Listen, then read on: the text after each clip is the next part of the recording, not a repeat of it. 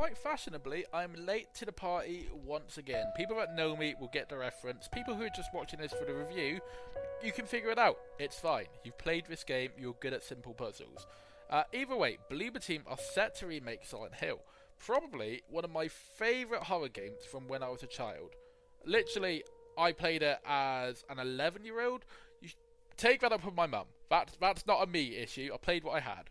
But anyway, this led me to think, don't really know much about Bloober Team. Let's check them out.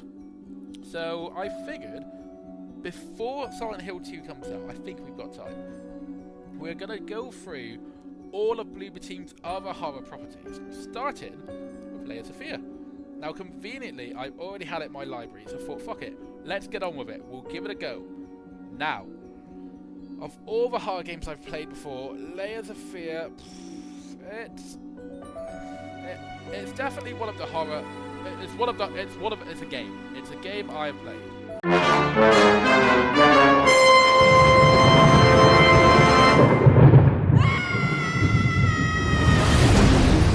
You play an unnamed tortured artist that trawls around his house looking for random objects to complete his magnum opus. Not that much is really that known about the fellow, other than two things.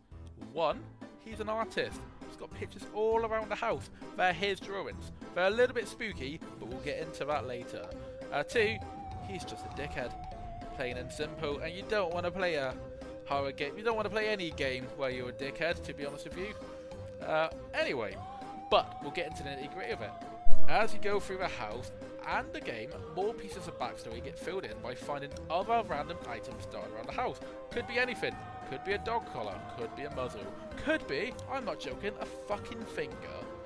But you know, you find out different things about him. He's married, he's got a kid, he sends threatening letters to pretty much anyone that comes into contact with him. So, first quarter of the game, maybe a little bit less, but admittedly, it's pretty neat indeed. It builds suspense well enough, and the atmosphere is just enough to suck you in to be immersed, and then kind of just fizzles out, to be honest. And when you think about it, that's wild to think about, because the further into the game you get, the more our protagonist loses his sense of reality. So it should be the reverse, but whatever, apparently it's not. I think the biggest elephant in the room is the fact that you just cannot die. Maybe you can though, this is the thing. The death scenes in the game are so inconsequential that you either don't consider it a death at all, or you just don't care. If I had to hazard a guess, truly, I think I may have died 5 to 10 times in the game, but I don't know. And this is the thing, can it really be considered a death if you're questioning the death at all? Didn't mean to get philosophical on you there, but there we have it. Don't get me wrong, you can still make a decent enough horror game without any deaths or fail states. It's just the moment I found out there wasn't any risk in the game, it just turned into a slow, long, uninteresting slog with uninspired jump scares. After a certain point, the game sort of just feels like one of those haunted mansion type rides. You know the ones? You sit in a little cart, you go painstakingly slow for a set path, and you have numerous things jump out and go, "Oh!" or "Boo!" and they try to fuck with you. The game routinely gets this, and it takes about 90% of its gets from TT. Oh look, it's a creepy twitchy ghost woman in the corridor. Bloober, how did you think of that? That's original. Well, the ghost woman's coming towards you, but now she's gone. Ooh. They try to fuck with your mind, and I'm using air quotes in the script there.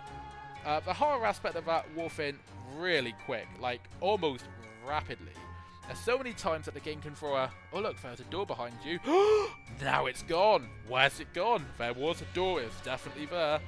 After about 17 times, it gets incredibly stale, incredibly quickly, incredibly monotonous, and the game sailed way past that mark. It sailed so far, it's in Fiji at this point.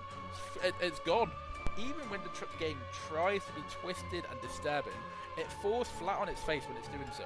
It probably failed within the first 10 minutes or so of trying to make the player feel a little bit uneasy. Oh look, crying babies, crying women. Oh, that woman's dead, it's the twitchy ghost woman. Feast on all these babies crying. Honestly, shit you not, watch the video. There's one scene where you're going around a hallway, there's a running child, It smacks its head into the wall and screams in slow motion as its head flings back. And I fucking shit you not. There is absolutely no chance in hell that every single person playing that game didn't burst out laughing. What were we thinking? Why? Who okayed that decision? Have you low touch him? Oh my god! It wasn't scary. I honestly think it may have been someone's last day in Blue Team. I thought, fuck it, let's convince the team this is scary. It's a prank that went too far. The character is unlikable, which, you know, I get it, that's the point of the story. But what compels me to find the next pieces of his diminished insanity? Nothing. Absolutely fuck all. Especially the voice acting is absolutely atrocious. I don't want to knock on the actors here, so I want to say it might be the direction. I don't know if he was given a direction to go for sort of Willem Dafoe unhinged performance, or if maybe the director just finished watching Spider-Man and he thought, oh, Green Goblin, Norman Osborn, that's who we're going to go for. But whatever the backstory was, the voice acting completely fell flat in every single section. There was a specific set of voice lines where he was drunk, and I'm convinced the voice actor has never touched alcohol in his entire life. Do you remember when you were young and you had like your first swig of WKD or something like that, and you tried to convince your friends that you were drunk? So you'd be like, "Whoa, everything's spinning, man! I love you so much." That's more convincing than the voice acting in the game. Oh shit, you're not. Go find it yourself. All in all, it was a walking simulator. Not even a good one. The story was unengaging, the character was awful, the game rapidly fired scare after scare after scare, and not one of them hit, I don't think. I don't think I felt uncomfortable at all in that game. Anyway, all in all, I would give the game a 3 out of 10, maybe veering on a 2 out of 10. But who's the idiot in this situation? Because I'm off to play the second one. See you later.